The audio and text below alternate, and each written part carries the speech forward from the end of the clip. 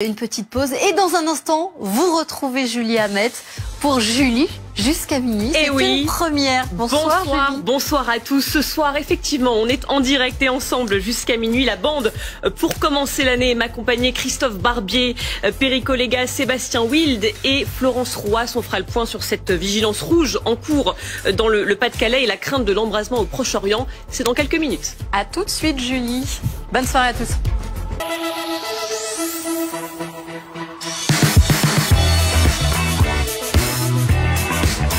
BFM TV, Julie jusqu'à minuit. Julie Hamet.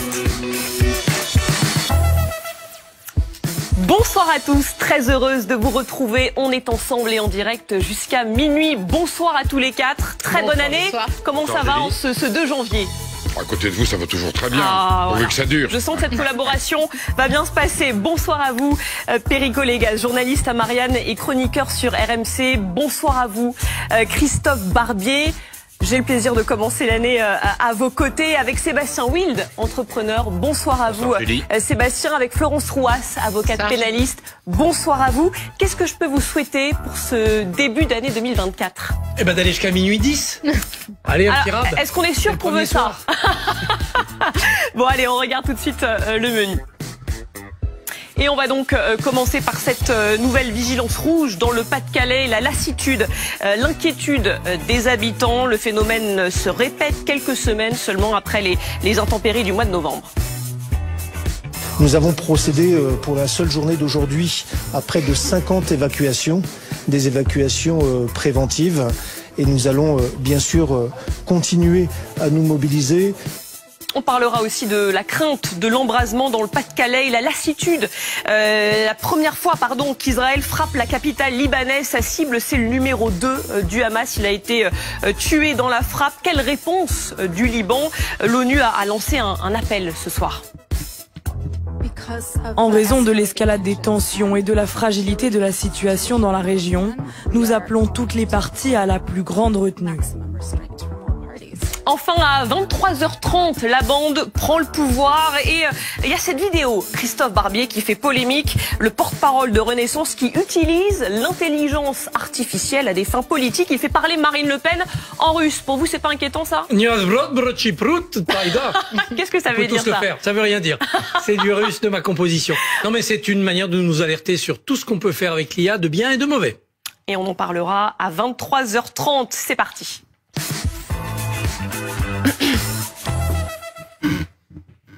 Et on va donc revenir sur ces vigilances dans le nord et l'ouest du pays. Le Pas-de-Calais en vigilance rouge au cru, le nord, le Finistère et la Meurthe-et-Moselle en vigilance orange. Les pluies tombent sur des sols déjà gorgés d'eau, ce qui renforce le risque d'inondation. On va tout de suite aller retrouver notre correspondant Lionel Top. Vous êtes dans le Pas-de-Calais à Idignol-les-Boulognes. Racontez-nous ce qui se passe, la situation ce soir. Alors, l'une des bonnes nouvelles, on va commencer par ça, c'est que le niveau est un petit peu redescendu de quelques centimètres, si l'on en croit nos repères système D qu'on a placés juste avant d'arriver, enfin au moment de notre arrivée tout à l'heure. Alors, l'eau baisse, mais elle est très présente. On est ici dans le centre du village, sur ce bâtiment. C'est donc l'école, juste à côté, c'est la mairie, et donc vous voyez la liane monte jusqu'aux marches de cette école. Un peu plus loin, alors je suis pas sûr qu'on le voit dans le noir, mais les bancs sont inondés, on ne voit que les dossiers. Voilà pour l'état de situation. Ce soir, l'eau ne monte plus parce qu'il ne pleut plus depuis la fin d'après-midi maintenant. C'est l'un des signes d'espoir pour les habitants pour cette nuit, mais l'espoir sera assez vite échaudé puisque demain il va repleuvoir. Des averses sont annoncées.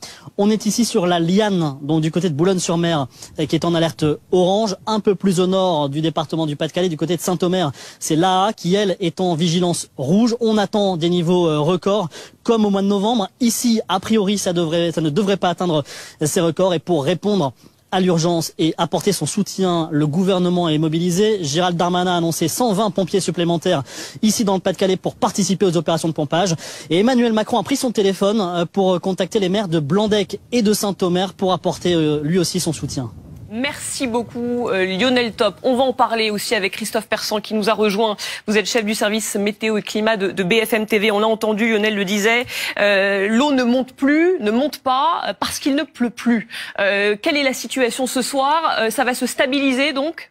Ça va, on va être dans une sorte une nouvelle fois de plateau de crue sur la zone, même si le niveau va un petit peu baisser par moment. On va regarder justement l'animation satellite. Alors regardez là, c'est la courbe de la Laïta, on la verra tout à l'heure. Voici la perturbation, et c'est quasiment une tempête qui a circulé sur le pays. Du point de vue de la forme, vous voyez qu'il a le centre dépressionnaire maintenant un petit peu plus vers les Pays-Bas, et ça a apporté beaucoup de précipitations qui ont fait très rapidement réagir les cours d'eau. En plus, on a eu quelques jours de pluie lors des derniers jours qui vient s'accumuler bien sûr aux pluies d'octobre et de novembre dernier. Désormais plus de précipitations, mais demain, Lionel le disait, les pluies reviennent sous forme d'averses orageuses. Alors le matin, elles seront un petit peu moins fréquentes que durant l'après-midi, mais l'après-midi, elles vont devenir de plus en plus fortes, plus particulièrement sur la côte d'Opale, sur la partie ouest du Pas-de-Calais, avec une nouvelle fois ce facteur aggravant. On en avait parlé au mois de novembre, c'est ce vent 90 km/h qui empêche l'eau de s'évacuer en direction de la Manche. Donc autant dire que même s'il y a un plateau de crue, même s'il y a une petite décrue durant la nuit, attention, ça peut s'aggraver, demain ça va remonter détériorer à nouveau. Demain. On parle là d'une zone qui avait déjà été touchée au mois de novembre, et sérieusement touchée. Avec des pluies records au mois de novembre, on avait eu l'équivalent de 6 mois de précipitations en seulement 15 jours, et parfois jusqu'à 9 mois en un mois et demi, des précipitations records. On a eu des périodes un petit peu plus sèches, mais c'est vrai que certaines personnes ont passé malgré tout Noël sous l'eau, et avec les nouvelles précipitations, à nouveau les cours d'eau qui réagissent.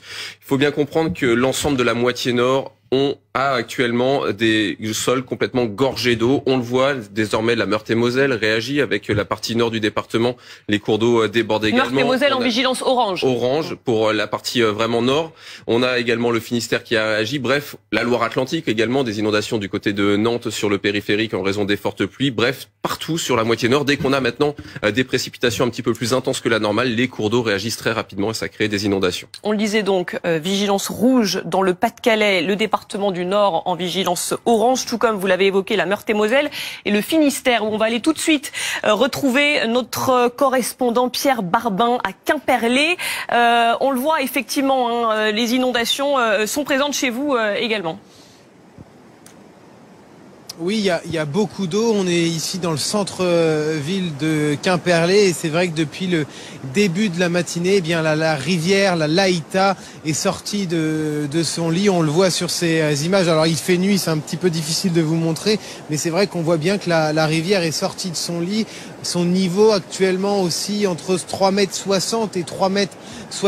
Ce qui est important d'expliquer, eh bien, c'est que le pic de cette crue était attendu aux alentours de 23 h ce soir, mais les chiffres prévus par Vigicru ont été revus à la hausse. Le pic n'est pas attendu avant demain matin 10 h, avec pour les prévisions les plus hautes, une hauteur de 4 mètres, 4,05 m. Donc forcément, ça inquiète beaucoup les habitants qui ont leur maison située à proximité de cette rivière, mais aussi la commune qui craint de nombreux dégâts. Alors il y a une digue qui a été installée sur cette rive de la Laïta. C'est très difficile de la voir parce que forcément il fait nuit, et surtout il y a beaucoup d'eau. C'est une digue qui est installée entre le mois de novembre et le mois d'avril par la mairie en prévision de ces crues hivernales qui sont fréquentes ici dans le département et dans la ville. Mais c'est vrai qu'à des taux aussi élevés, eh bien c'est plutôt rare. Il y avait déjà eu une crue l'an dernier, le 1er janvier, avec une hauteur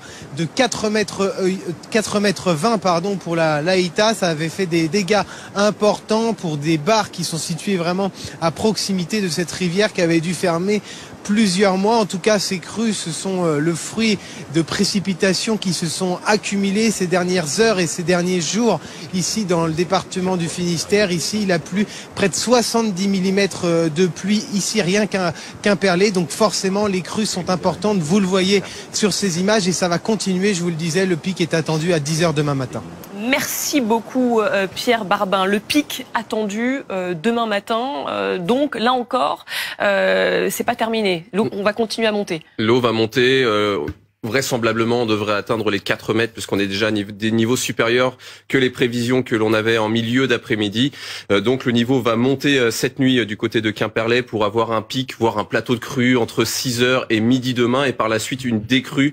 On aura moins de précipitations sur le Finistère, sur la partie sud, donc sur Quimperlé, que du côté de la Manche et du côté du Pas-de-Calais pour la journée de demain. Donc on devrait quand même voir une belle amélioration à partir de demain soir et surtout lors de la journée de jeudi pour cette zone. Donc ces vigilances, a priori, elles sont maintenues jusqu'à quand? Elles seront maintenues au moins jusqu'à demain 16h pour l'ensemble de ces cours d'eau.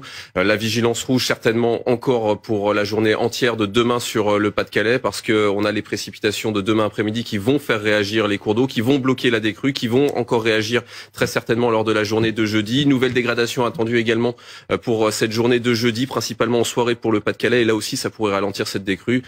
Il faudra attendre la fin de semaine pour avoir un temps plus sec et surtout plus calme et pour enfin avoir une décrue un petit peu plus longue, en tout cas, sur cette zone. Ouais, il va falloir faire preuve encore d'un peu de patience. Un mot quand même, on a quand même l'impression d'un phénomène qui se répète un peu toujours sur les mêmes zones. Est-ce que c'est normal en cette période de l'année, voilà, fin de l'automne, début de l'hiver, ou est-ce qu'on assiste là à quelque chose de plus exceptionnel? C'est quelque chose d'exceptionnel puisqu'on a eu des pluies records. Malheureusement, c'est quelque chose qui risque de se répéter beaucoup plus souvent qu'auparavant.